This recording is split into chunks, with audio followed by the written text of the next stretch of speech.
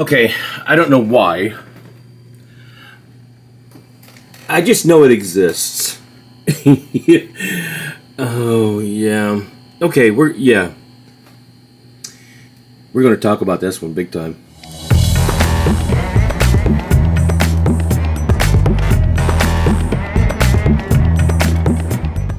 Alright, so this PC did come from my buddy Gus when he swapped out and got a new one, a pre-built. He bought a pre-built, and sometimes that's the best thing to do, depending on what your needs are and what's going on. But I sort of inherited his other rig, which I will say I've seen one of these one other time before, although I have not been in possession of it. But that's an A8 processor on basically what amounts to a notebook motherboard. So there's no upgrading, and as you can see, there's not even a space where I can put a regular PSU up here or a graphics card anywhere on this. So let's see what we got to do something and see what kind of results we can get out of just playing with this, and even if the case is worth anything. So let's find out. All right, taking a look and seeing what we got in this bad boy. It is a Radeon R5 graphics that are on the chip. It's an A8 6410. Basically, we're talking about 4-core, 4-thread, which is not in itself horrible, but I mean, we'll have to see what we can do. The memory, 12 gig instead of a full 16, but it's better than 8. Right now, it's running with a 256 SSD that I put in it. It does have an Ethernet connection.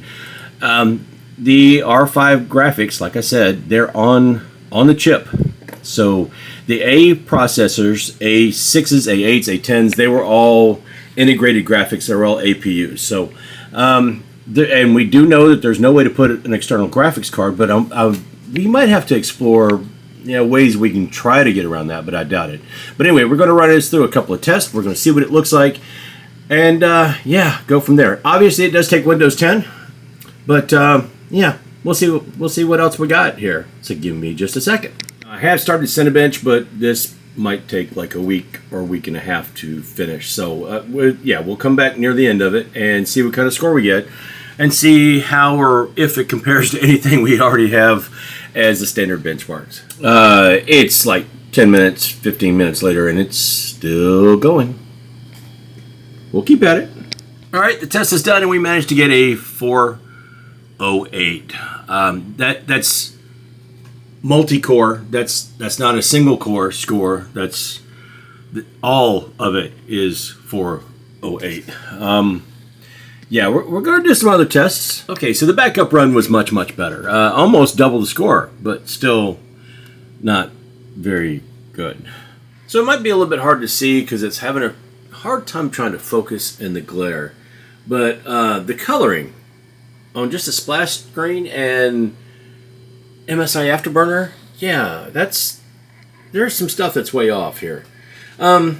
Yeah, I'm going to look to see how it runs this test, but obviously you can see this is Shadow of the Tomb Raider, and it's not doing so well just to begin with. So let's give it a shot. Let's see what happens. But along with everything else on this so far, I don't see it doing well.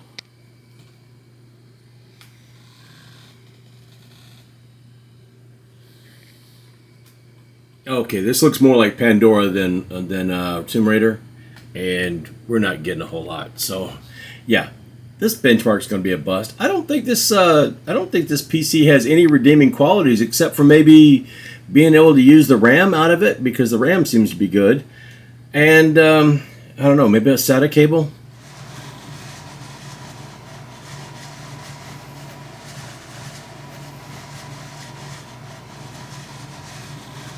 CS2 manages a whopping 5 frames per second in the lobby. Needless to say, the benchmark doesn't run very well. Okay, real-time hand, frames behind me, you can see the frame rate, not good. The only redeeming quality of this PC, besides maybe a SATA cable and the memory, might be... I don't know, it might be the front panel. Maybe we can do that. If we play around, my server currently is an HP with a different type of front panel. Maybe we can play around with this when I go to switch and make a real server. Maybe I can play around with that and make a heck of a sleeper build that nobody sees coming. I don't know. We'll see. And yes, it does actually have the correct graphics driver. So in its current configuration, that setup is going to get next to nothing. It feels kind of snappy when you're moving around menus and stuff like that. But when you go to open something up, you can tell there's a delay. When you're trying to play a game, it's even on 720p. Low setting 720p, it is miserable. It's very, very poor and does not. It looks okay when it finally renders, but the frame rate is just abysmal. There's no other way to describe it. Now, what can we do to upgrade this? Well, unfortunately, nothing. The back panel of the case doesn't have cutouts for a video card. There is nothing on the board allowing you to put a video card in it. So even if I swapped out the motherboard, I would have to cut something for a video card to go in. The current power supply is a brick for a notebook or a laptop. So that plugs directly into the motherboard, which is on the I/O shield. So there's not even a cutout for the PSU.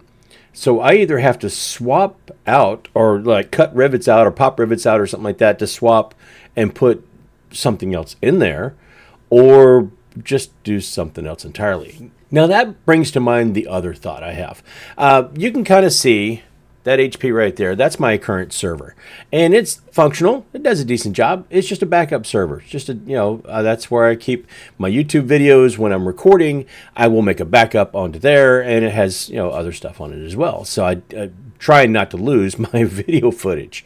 It also makes it easier to do something on my editing rig back over there behind me because I can just pull it off the server and do it and put it back. But there comes a time when I have to upgrade that because I might want something else done with the server. So the box is behind me, and you can't quite see it, but there's a Z440 that's sitting right back there. That has plenty of hard drive space. That has a very good Xeon processor in it, and it's got plenty of memory. So that might end up being what I end up using as a new server. And so that might be able to give me an opportunity to use those other ones, that one and the one I'm testing right there, the A6 or A8,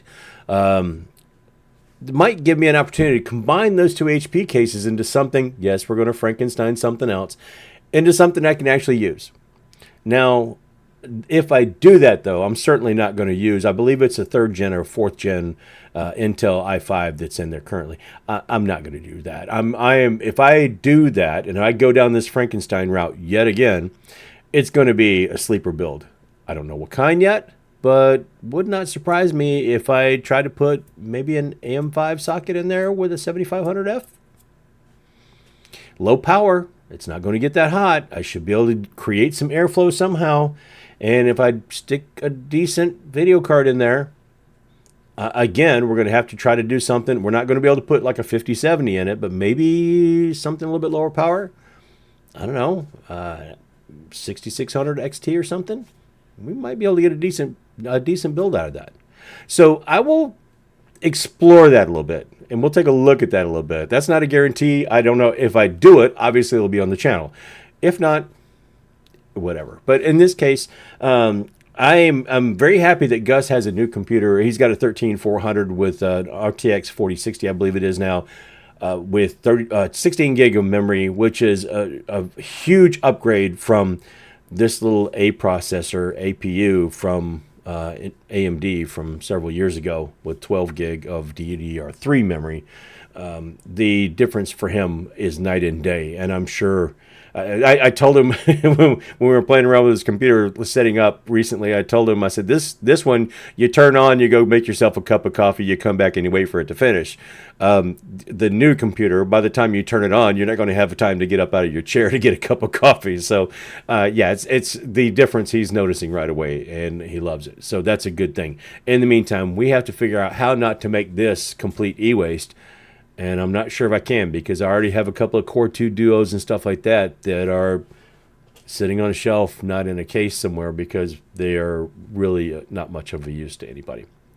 Anyway, that's all I got for this one. I just wanted to see if I could do anything at all with this little APU from AMD. And no, no, it doesn't look like I can. I can't do anything with a video card. I can't change the power supply. I can't swap out a motherboard. No, this this is the ultimate example of, I would say, not upgradable or end of life or a dead platform, maybe is what you'd call it. I don't know. Technically, this wasn't a platform because this thing was on a notebook type card or that's soldered on. It wasn't even I think AM3. It would have been an AM3 socket. Wasn't even on a regular AM3 socket. So it's not like I can even drop an FX processor in there, bulldozer processor, to try to use a 6350 or something. It just wasn't going to happen. Anyway, that is all I have for this time. If you got anything out of the video, or you just enjoyed it, or you just went along for the ride and you're still here, throw a like on the video if you don't mind. Don't forget to subscribe if you're not already subscribed. I would certainly appreciate that. Don't forget to visit the rest of the socials. But if you don't do any of that, just do me one favor, and that's be good to each other. Smile, wave, hold the door open, say good morning. It doesn't cost anything to be kind. And you might make somebody's day. You might make your own day. You never know. Anyway, that, like I said, is all I have concerning that computer until I decide whether I'm going to Frankenstein something together, or more accurately, Frankenstein monsters something together. Yeah, come on back some other time, because I'm sure I'll be getting myself into something I got no business getting into. Until that time, you guys take care, and I'll see you later.